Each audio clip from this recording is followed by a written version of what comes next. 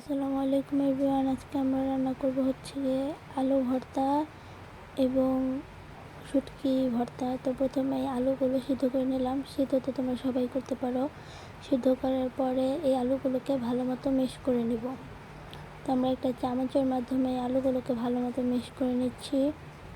আলু মিক্স করার মেশিন থাকলে তোমাদের বাসায় তোমরা সেটা দিয়েও মিক্স করতে পারো, বা একটা স্টিলের মগ দিয়েও মিক্স করতে পারো। আসলে এভাবে আলু ভর্তা করলে কিন্তু মজা লাগে। আলুর ভর্তারও কিন্তু একটা নিয়ম আছে, এমনি করে রাখলে কিন্তু হয় না। তো প্রথমে আলুগুলোকে ভালো মতো মিক্স করতে হবে, একটু যাতে দানা দানা না থাকে। আবার কেউ আবার ব্লেন্ডার ইউজ করতে যেও না সহজ করতে গিয়ে। তো এভাবে আলুগুলোকে ভালোভাবে মিক্স করে নেবে হাতের মাধ্যমে না, চামচের মাধ্যমে। এই যে আমি যেভাবে মিক্স করছি।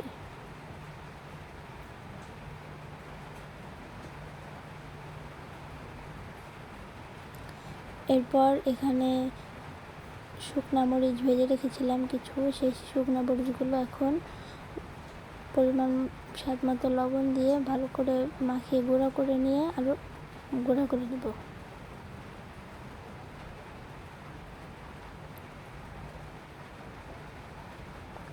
বেশি ভালো করে গুঁড়া করতে হবে, আবার দেখেন ঝাল যাতে বেশি না হয়ে যায়।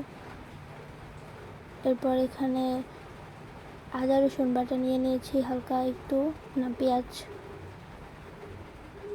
তো এরপরে পোড়াটাকে আলু ভর্তাটার সাথে মিশিয়ে নেব ভালোভাবে।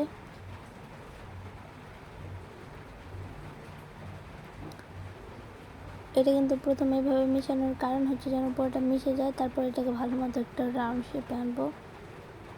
এরপর এখানে ধনিয়া পাতা দিয়ে দেব। ধনিয়া পাতা দিলে স্বাদটাই একটু অন্যরকম লাগে, তো আপনারা ধনিয়া পাতা দেওয়ার চেষ্টা করবেন।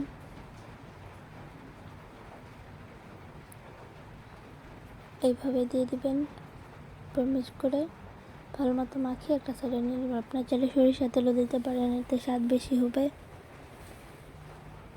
তো এই যে আমাদের আলু ভর্তাটা হয়ে গেছে,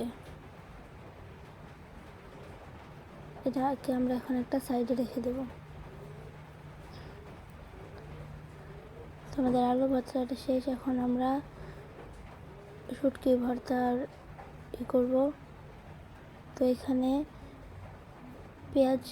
পেঁয়াজ এবং রসুন ভাজা আছে, এটাকে লবণ দিয়ে এখন ভালো মতো মিশিয়ে নিব। সাথে ধনিয়া পাতাও দিয়ে দিলাম। এরপর এটাকে ভালো মতো মিশিয়ে নিব।